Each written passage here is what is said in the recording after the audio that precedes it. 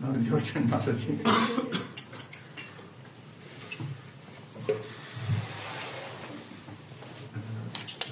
The good thing I did all those push-ups this morning.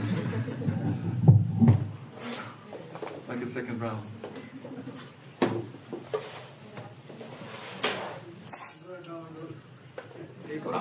Sitting down?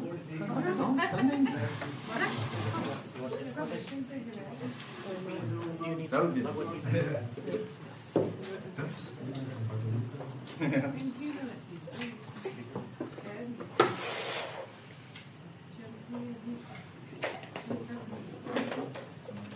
Okay, so today we have Marianne Mataji, and she is originally from Greece, and she is a traveling preacher, and she distributes books, and she has lived in Copenhagen and Simhachalam and Manor, and she is going to give a lecture. She's a transcendental globetrotter. You want to? No, but Ska du filma lite?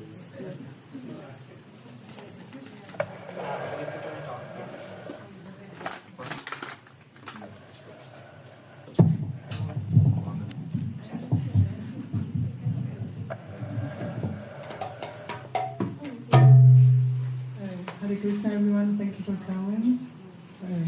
It's really nice to see you all here for this Sunday photo. First time sitting in the Vyasa. Evil! May it not be the last.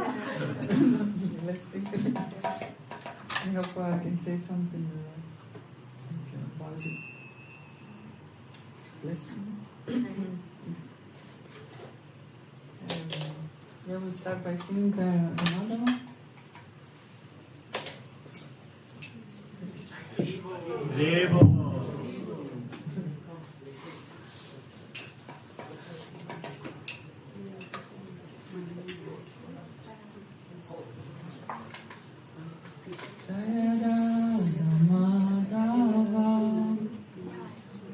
Sorry, can you hear me? Jaya Kunja Bihari Jaya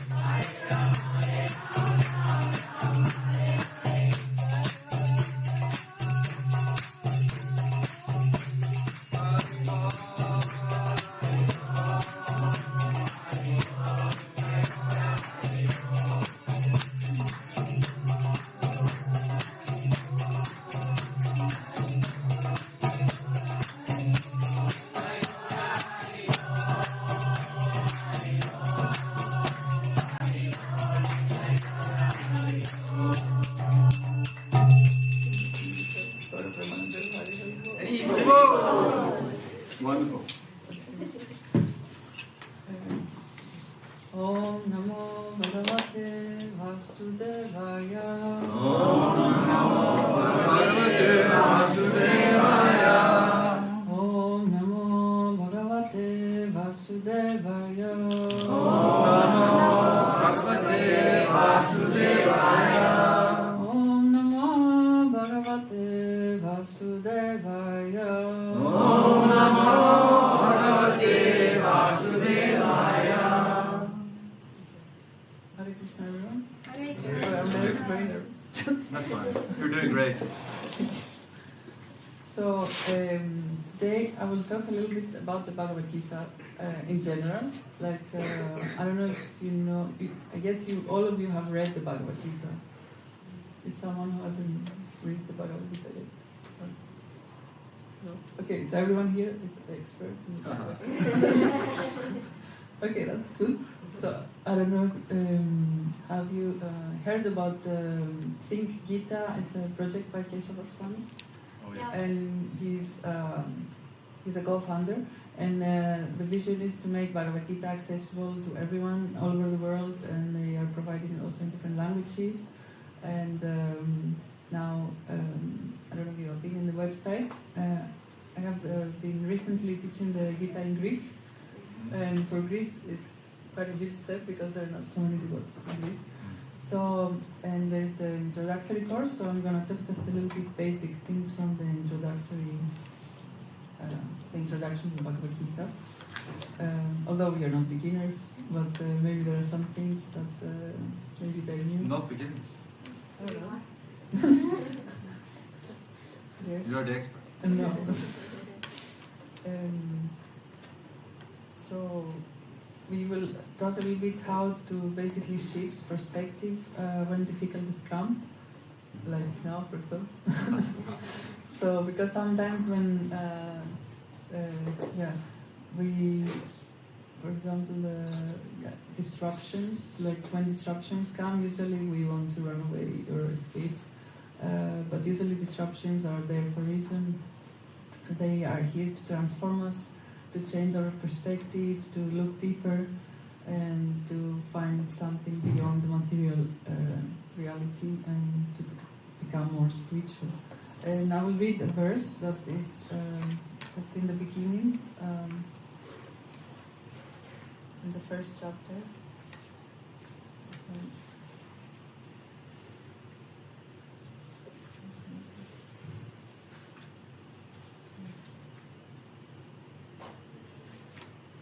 Okay, yes, verse, chapter 1, verse number 30. I feel a bit like Arjuna right now in the battlefield. So we might all have similar situations when we face different kind of battles in our life and different levels. So here Arjuna is saying, Nacha shaknamya vastatum ramati vacha me manaha nimitani cha pashyami viparitani keshavam. Do you want to repeat or should I just... Okay. Nacha shaknamya vastatum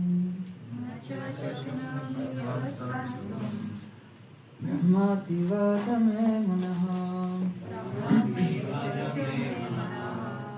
Nimitani cha pashyami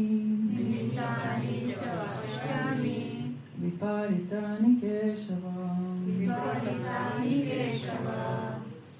Nacha shaknamya vastatum Brahmati vacha me manaha Nimitani cha pashyami Viparitani keshava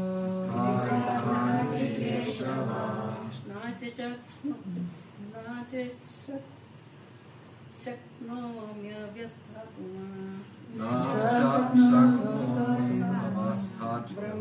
vacha me mana Nimittani cha pashyami Vipritani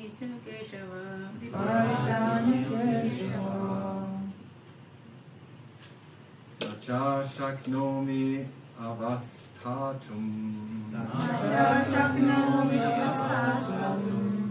Ramati vacha me manaha.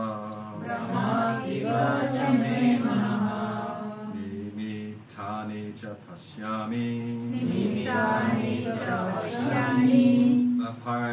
Vapari tani keshava.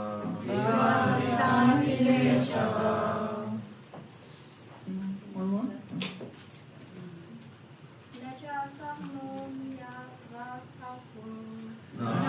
Shaknomi avastatum. Ramati vacha me manaha.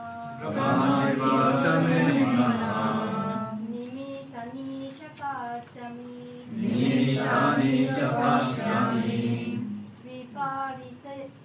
Viparitani kesava. Translation by His Divine Grace, A.C. Bhaktivedanta Prabhupada, Srila Prabhupada. I am now unable to stand here any longer. I am forgetting myself and my mind is reeling. I see only causes of misfortune, O Krishna, killer of the Keshidev. Sorry. This end purport. Due to his impatience, Arjuna was unable to stay on the battlefield and he was forgetting himself on account of this weakness of his mind.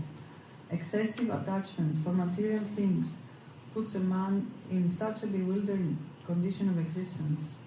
Bhayam dvitiyapi niveshata syat. Bhagavatam 11:2-37. Such fearfulness and loss of mental equilibrium take place in persons who are too affected by material conditions. Arjuna envisioned only painful reverses in the battlefield. He would not be happy even by gaining victory over the foe. The words nimitani viparitani are significant. When a man sees only frustration in his expectations, he thinks, why am I here? Everyone is interested in himself and his own welfare. No one is interested in the Supreme Self. Arjuna is showing ignorance of his real self-interest by Krishna's will. One's real self-interest lies in Vishnu or Krishna. The conditioned soul forgets this and therefore suffers material pains. Arjuna thought that his victory in the battle would only be a cause of lamentation for him. Om Ajnanati Mirandasya Jananjana Shalakaya Chakshurmilitam Yena Tasmai Shri Gurave Namaha Vanchakalpatarubhyasya Kripa Sindhya Eva Cha Patitana Pavanabhyo Vaishnavyo Namo Namaha. Jai Shri Krishna Chaitanya Prabhu Nityananda Shri Advaita Gadadhara Shivasavi Gaura Bhakta-vrinda. Hare Krishna, Krishna Krishna, Hare Hare, Hare Rama, Rama Rama, Hare Hare. So here we see this. So Bhagavad Gita was spoken 5,000 years ago by Krishna in the battlefield of Kurukshetra, and this is not only a historical event that happened 5,000 years ago. We can still visit nowadays if we go. There is Kurukshetra just north of Delhi, and it's also a didactical. Let's see. There's something here. There's something we can learn from, and also we can learn from Arjuna by his own transformation that he went through the Bhagavad Gita. And also it's a metaphor that we can see the inner Arjuna within each one and every one of us. There is like as the spirit soul, the individual soul in each one of us. And we can learn, like just like Arjuna, that he faced so many difficulties, including this battle, and like each one of us is going through different battles every day, maybe in the physical, in the relationships, in the mental, emotional, and so on, health, and body, and so on. We all go through different battles, but there is a way to overcome. And that's why we are here to read the Bhagavad Gita, to expand our vision, because there are different layers of vision.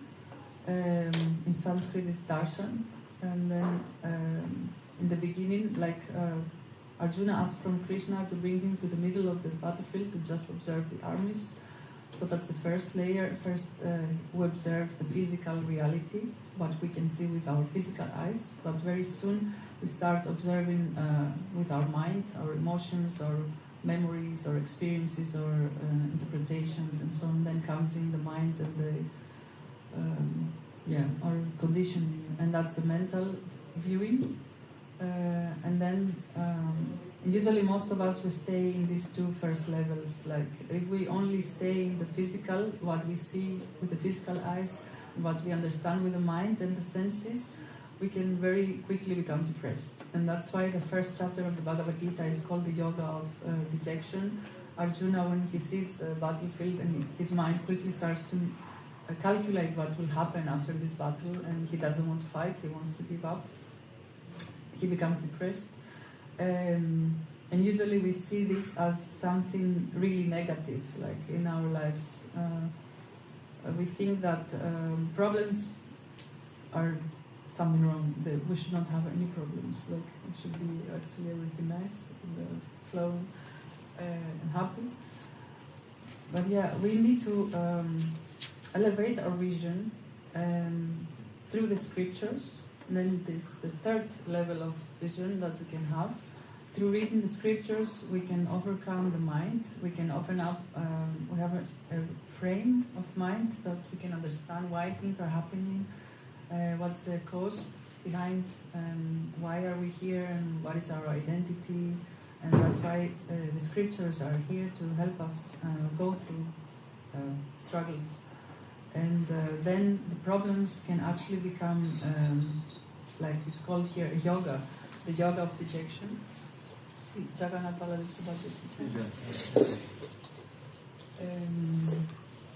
Yoga means to connect, and each chapter of the Bhagavad Gita is a different kind of yoga, a different way to connect, because we're all very different, we have different needs, and we have different ways of connection.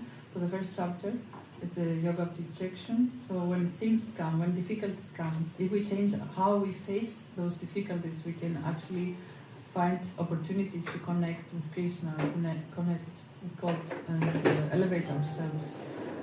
And usually the problem with the problems is not the problems themselves, but it's our mindset. The problems are, we don't want to invite problems. We don't like disruption, but very often they happen, especially that's why in the material world all the time there is permanent inconvenience and permanent difficulties. It's not something new, and so somehow we expect that problems will not come. So that's the first thing that's wrong with our mindset. When we think that problems will not come, then we think that problems are not good. But actually they can be opportunities to grow and transform ourselves. And the third is that we think that problems are impossible to overcome. But actually, with the right knowledge, and if we get help, if we get mentors and spiritual people around us like Sangha and so on, we can ask questions and we can overcome, we can transform ourselves through these problems, and we can finally connect. For example, there is in Bhagavatam, Queen Kunti, she's praying to Krishna to give her more problems so she can remember him. We are not at that level.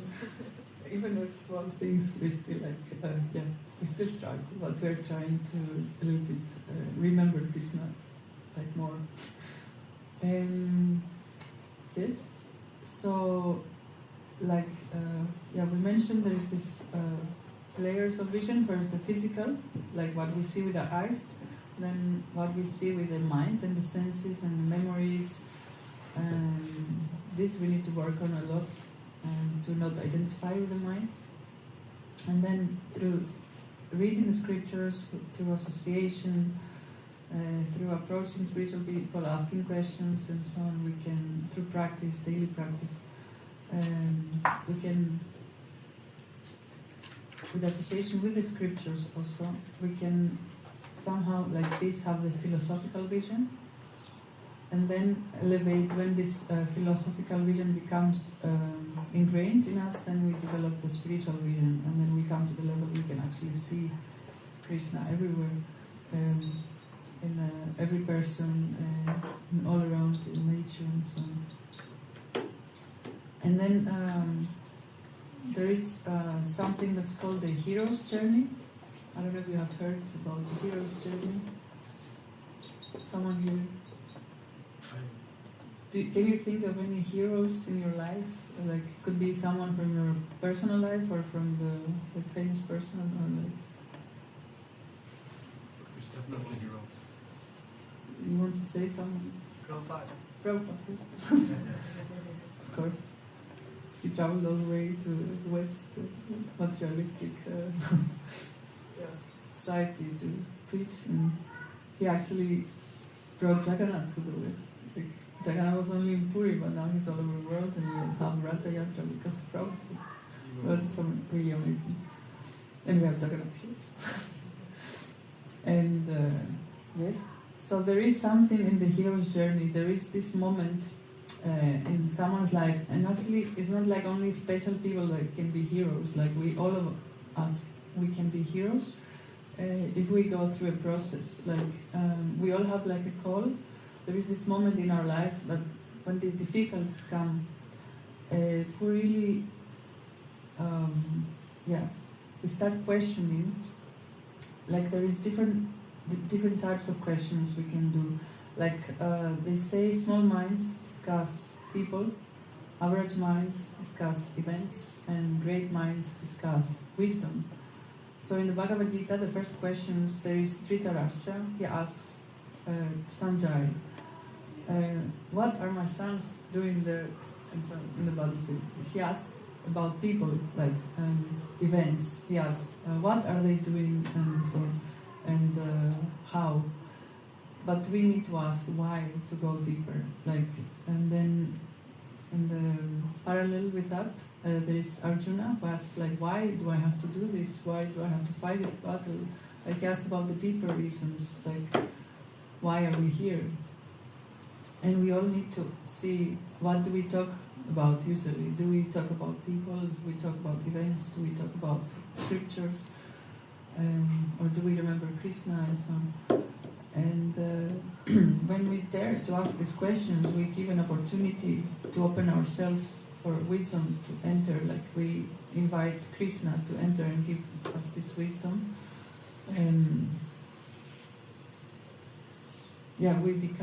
can give the opportunity to become an instrument for this wisdom to enter and transform our lives. And then, so there is this moment when difficulties come. They call it the call to adventure. There is a scheme, like a drawing, like there is a circle, shows the hero's journey. So there is the beginning, there is the call to adventure, and then many of us maybe who had something like this, or even think about famous people like Prabhupada. He had this call to adventure to come to the West. He could say like, I'm too old, or I don't have money, or I don't have this, or I don't have that, I don't have support, nobody's coming with me, or you could find so many excuses to say to not to do this actually, but he did it. He followed his inner call. Of course, it's also the instruction of his guru, and he was empowered. But we can think about other simple people around us, like even someone from the neighborhood maybe is doing like the trash collector or whatever. And there is this moment that when you take the call and you start going on this journey, because you have seen something that you cannot unsee. Like you have to go and and look for something deeper. You have to question why, and you need to find the answer. And then there is a moment in this hero's journey. There is a moment between, like there is a threshold between the known and the unknown. So you need to have this, let's say, leap of faith. You need to make the jump to actually go into the unknown. Because we have an idea, we know what the world is like and what is our life is like and kind of what we are like and personality and relationships and everything. But when we have this question, and we need to go deeper.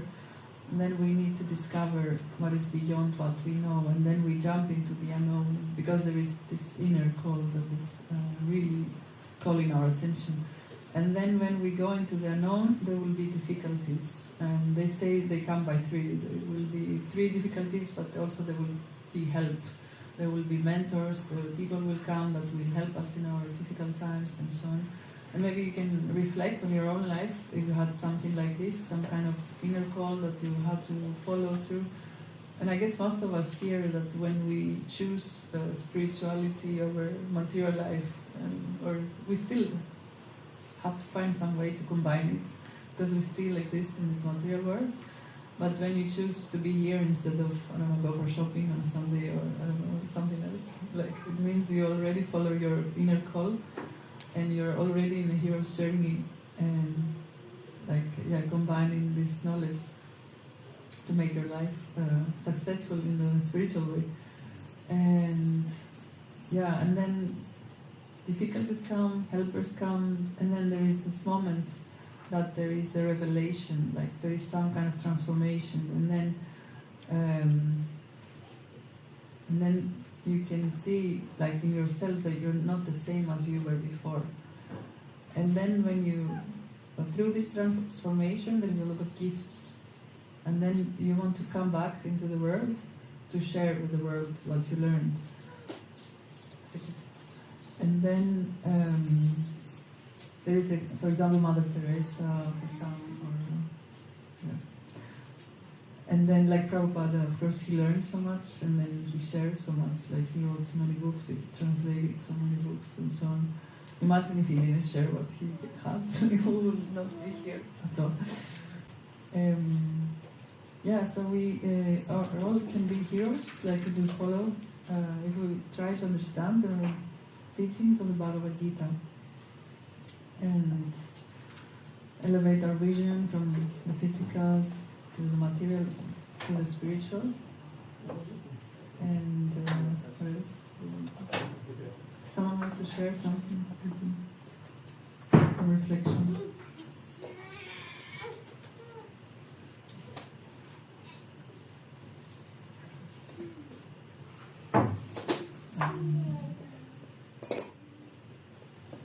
You want to share something? Okay. I'll just look at my notes a bit. Maybe you... I can share something. Yeah. So actually, I think because I'm learning a lot about the biology, right? So when I learned about how the body working, it's amazing. So I think it's just perfect, and it cannot come from like the document theory that will come from the monkey, right? And also we see that in the nature, that the bird in the sky, the fish in the water, it cannot be like evolution from like million years ago. It has to be some higher power to create it. And then I was very happy to read Gita. So before I have a lot of questions. Why we have to die? I was raised. It's very scary, right? And how the nature is so perfect, how the body is so perfect. And when I read the Gita, so I think I find the answer. It is beautiful in the Gita. It gives me the answer for all the questions. I was practicing some other like Qigong and Buddhism before, but the Gita is the most beautiful thing. And I think that, and also that's the mercy of the Krishna for me as well. It's not easy to understand the Bhagavad Gita, but by mercy of Krishna, so when I got the Gita from another devotee, and I got the Maha Mantra, it changed my life, right? So, yeah, that's amazing. Thank you for sharing. Yes, when we read the Bhagavad Gita, we get another way to see life, and then things make sense, and then we have a framing, because if we stay only in the physical vision and the mental vision, then we very easily get depressed, because we don't have frame for life, like we don't understand why things happen, like so much suffering in the world, and it's just like, we easily become hopeless. just like Arjuna in the beginning, he says only reasons for misfortune, and it's very difficult. And then, because usually when we see problems, we think there's only wrong about the problems, but like you said, it's a way to connect. And sometimes,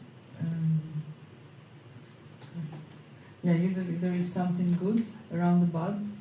Whatever bad happens, there is always something good around it, and there is also something good that comes with the bad, like counteract. And we can also question what good we can develop to overcome the bad, because then Krishna wants us also to grow, to progress. He doesn't send us bad and difficult things, but just to make us give up. He only sends what we can actually develop and grow and become better and come closer to Him.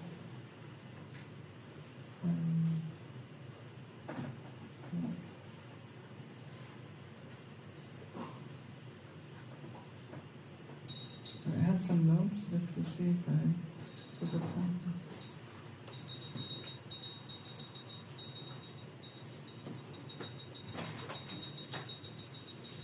Oh yes, there was a research some time ago, all over the world. They asked people, how do you relax? What is ways that people relax? What people do to relax? And there is 4 top answers. Can you guess what people said? Shopping. Maybe shopping? Music, yeah. Travel. Sleeping. Travel, sleeping, yeah. What else? Intoxication. Yes. And more guesses? Eating. Yes, eating. So, okay. So the top 4 things people do to relax. The first one is they go on holidays, vacations. Then the second is intoxication. And then there is sleeping, yes. And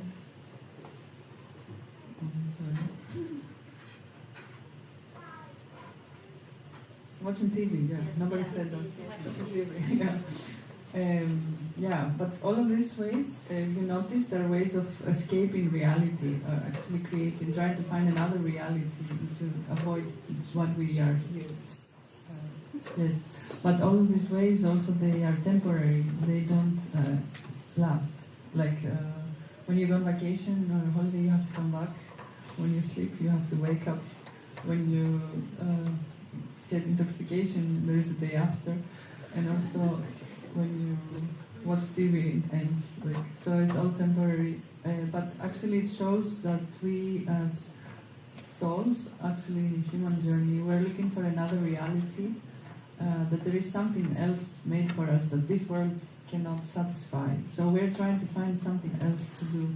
But because we don't know, we don't have the answer. Most people don't know what else to do, so they do all these things that are temporary, but actually what they're looking for is yoga, is connection. And that's what yoga is meant for, to connect to this other reality, the spiritual reality. And this is the only way to actually find this, to fulfill this emptiness we might feel inside. And I guess all of you here found this special recipe through chanting and reading and association and so on, even taking prasadam and singing and arti and so on. There's so many ways to access to this other reality, the spiritual reality, that we cannot access with these temporary activities. But maybe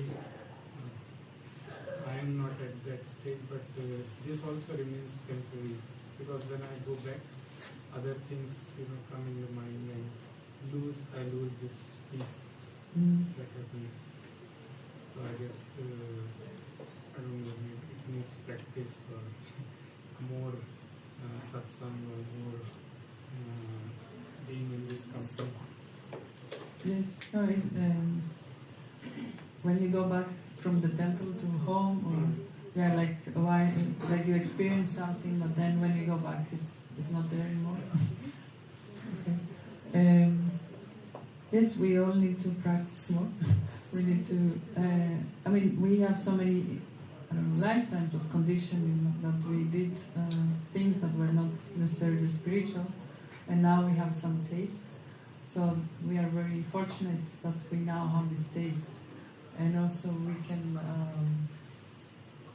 like it takes time to develop and to come back to this state that we are more connected all the time. Like, but now we have some glimpses here and there, and we need to remember that, of course, this the conditioning is very strong. So we need to like identify the mind, that the mind is trained like that, so it will always go towards different directions, but we have to bring it back through sadhana and association and so on. So it's like, if you think, there is a metaphor, like the browser, that there is a home page. So now the home page is something else, like it always goes somewhere else, but we can make home page for something connected to Krishna. Veda base. Yeah, Veda base. But it's more like a default page, and then there is your favorites, like always the mind goes to favorite thoughts, maybe not favorable thoughts, but then you can change all this, and then you can train the mind accordingly to always go to what is more connected to Krishna and so on, like association, prasada, and but then there is also pop-ups, like even if you train a lot, even if you try to train your mind, then the pop-ups will always come, but don't get frustrated, because it's like just how the mind works, and then you just remember every time to go back to Krishna or to chanting and so on. But yeah, you need some training, and of course to identify the mind and not identify with the mind, because this is just how it works. And yeah, I think it's very great that you are here, and that you already see that. And like they say, first to be Krishna conscious, we have to be conscious. So the fact that you are conscious about this, like you observe this, so it's already a very good step. Most people cannot even realize that. So yeah, we can have, I guess, you already have a Sangha group here, so you can organize more activities and come for service, and maybe go for book distribution, kirtan. There is Bhakti Shastri happening currently, so you can join the course. Do you know this, that there's Bhakti Shastri? No. It's online. I don't know the details. Maybe you want to. Yes, so if you want to learn the scriptures, Bhagavad Gita, and network of instructions, and more, then they are courses so you can attend it online, or you can also attend it offline. So I think it's not too late to start it. I think about 6 months, 2 weeks back. So it's not too late to start it. It's a great opportunity. Actually, it's for free.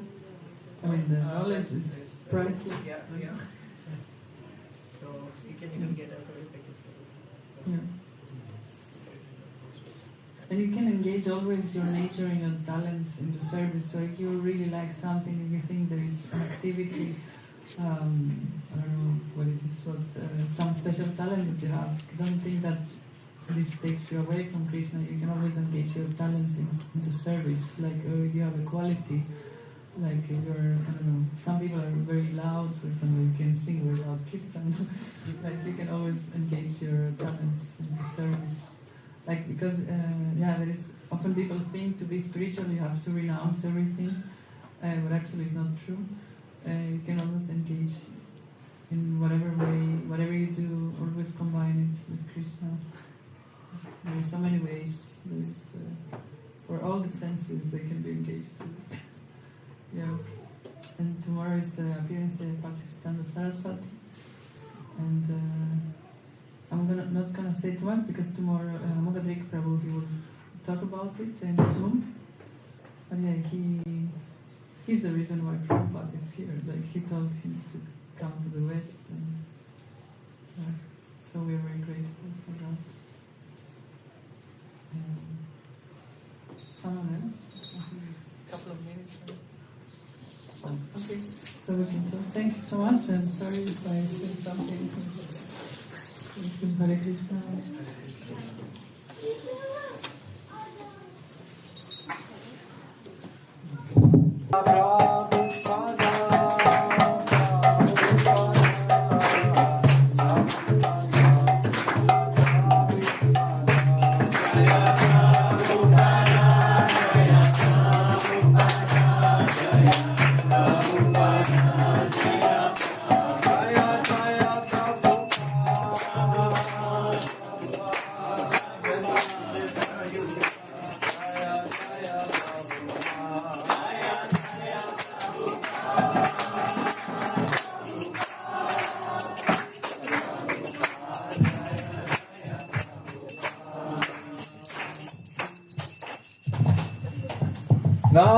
Namo Vishnu Padaya Krishna Prestaya Bhutale Srimad Bhaktivedanta Swami Namine Namo Vishnu Padaya Krishna Prestaya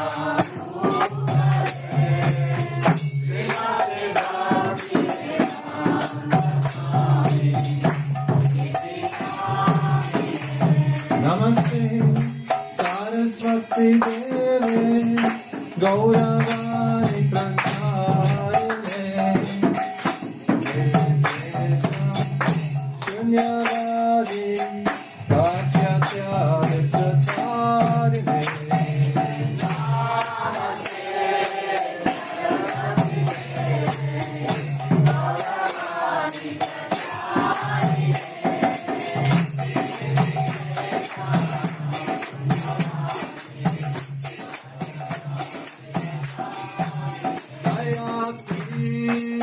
Krishna Chaitanya Prabhu Nityananda Shri Advaita Gadadhara Shiva Sadi Gaura Vasavrinda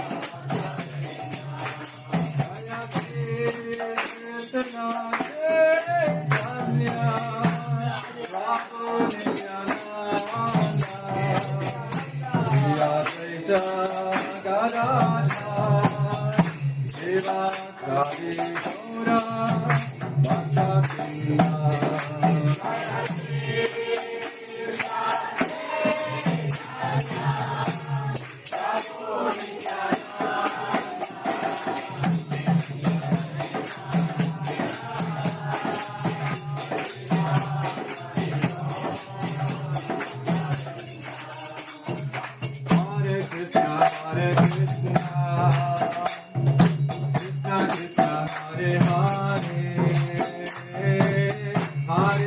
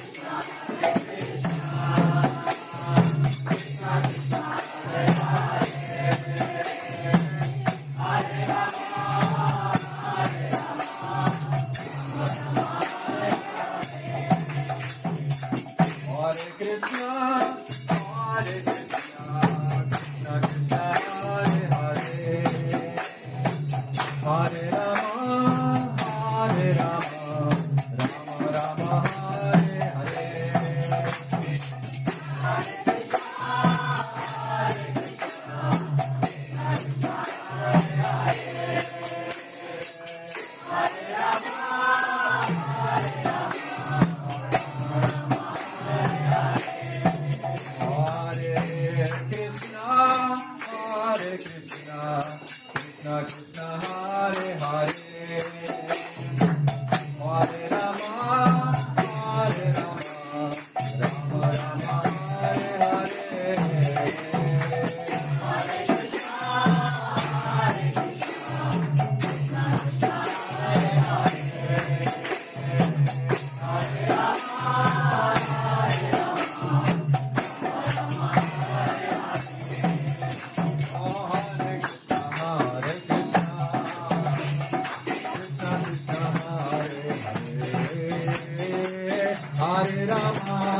Hare Rama, Rama Rama, Hare Hare.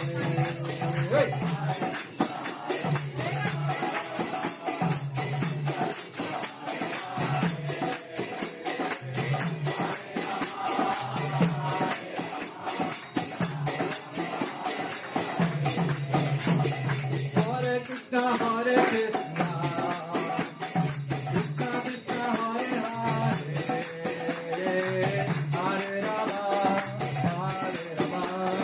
Rama Rama, Hare Hare.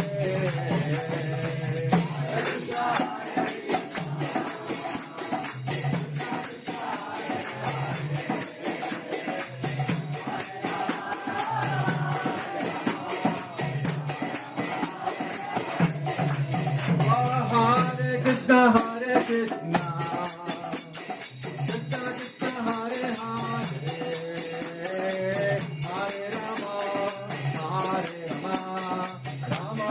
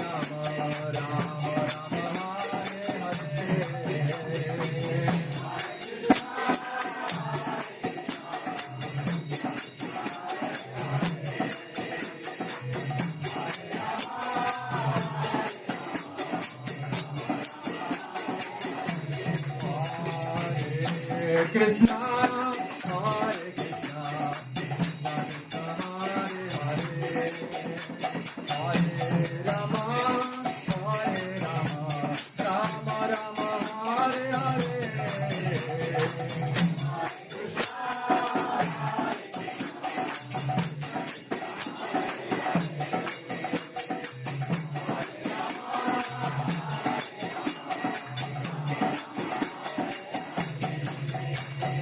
Hare Krishna, Hare Krishna, Krishna Krishna, Hare Hare, Hare Rama, Rama Rama, Hare Hare.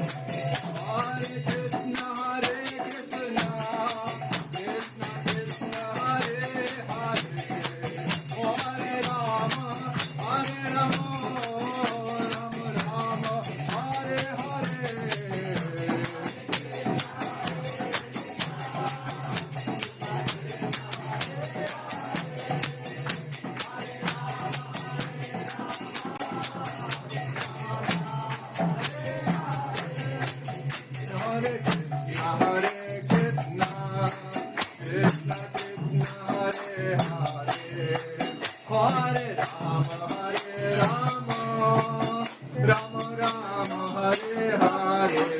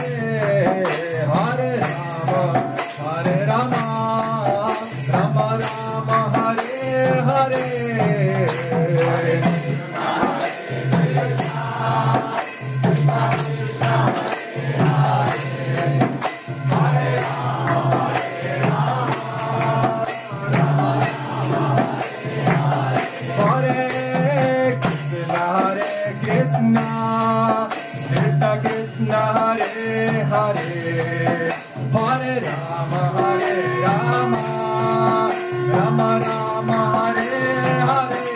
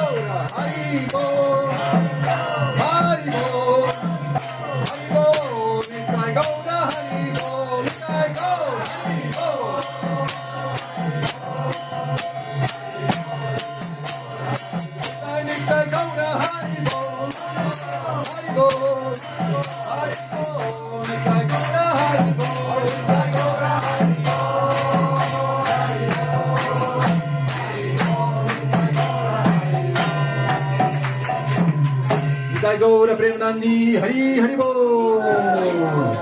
Jai Om Vishnupad Paramahamsa Parivrata Kacharya Stotra Stotis Divine Grace A.C. Bhaktivedanta Swami Srila Prabhupada Ki Antikoti Vaishnava Vrinda Ki Yuga Dharma Hainam Sankirtan Yagya Ki Oslo Yatra Ki Sri Sri Jagannath Baladev Sudhadra Marani Ki Shri Gonitai Ki Srila Prabhupada Ki Gaura Premanande. All glories to the assembled devotees. All glories to the assembled devotees. All glories to the assembled devotees. All glories to Sri Sri Guru and Gauranga. All glories, Srila Prabhupada. Yes.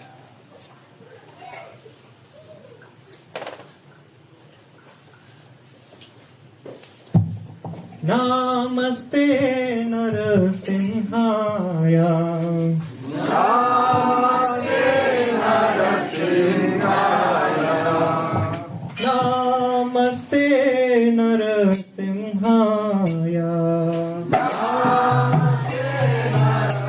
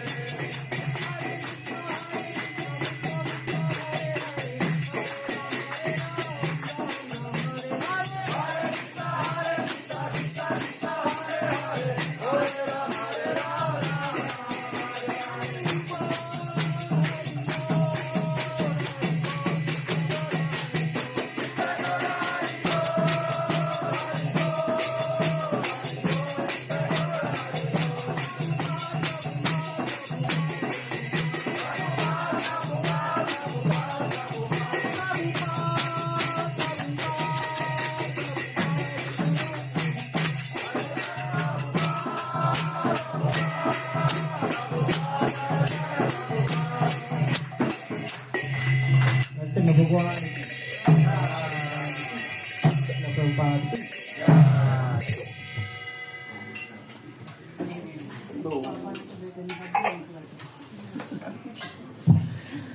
Hare Krishna, dear devotees. Hare Bol. So, I'm going to do some announcements, Seva. My name is Deeptiman Premadas. I am standing here in place of Sanatani Mataji. She is the temple president. She is visiting India as we speak in our program.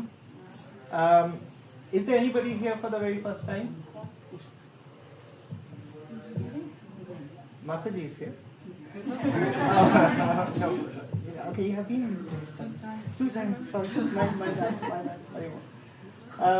But yes, so we welcome you and we thank you for your very nice lecture. Hari Bol!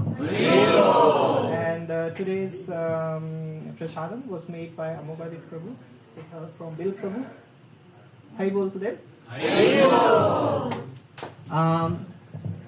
Thank you to Yudhishthira Prabhu for leading the kirtan very nicely in the beginning and later. Hari Bol! The garlands today were made by Lee Mataji and with the help of some more Matajis. Yes. And Hira Mataji. So Hari Bol to all of you. Hari Bol! The dresses are done today by Suma Mataji. Hari Bol! So thank you all of you. Then our programs are for free.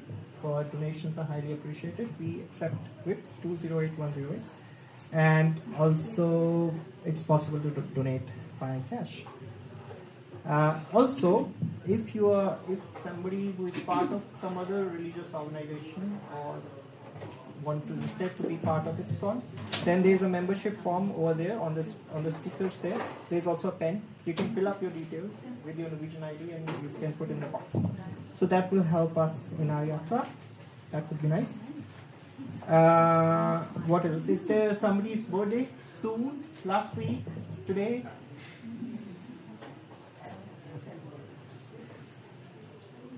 Okay, so then we'll take prasadam. We'll soon close the altar, so if you want, you can come close for a closer darshan.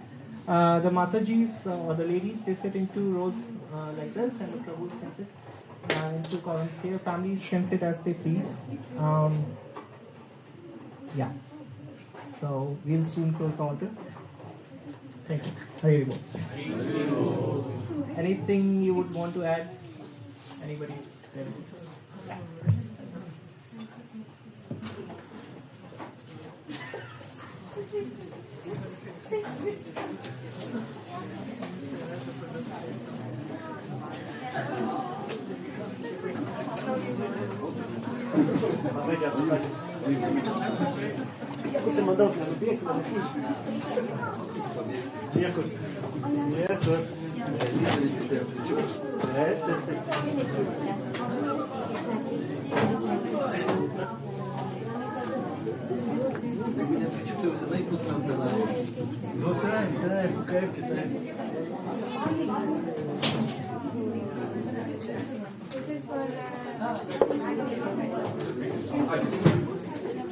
What do you want to serve? Oh, you want to sit? I don't know.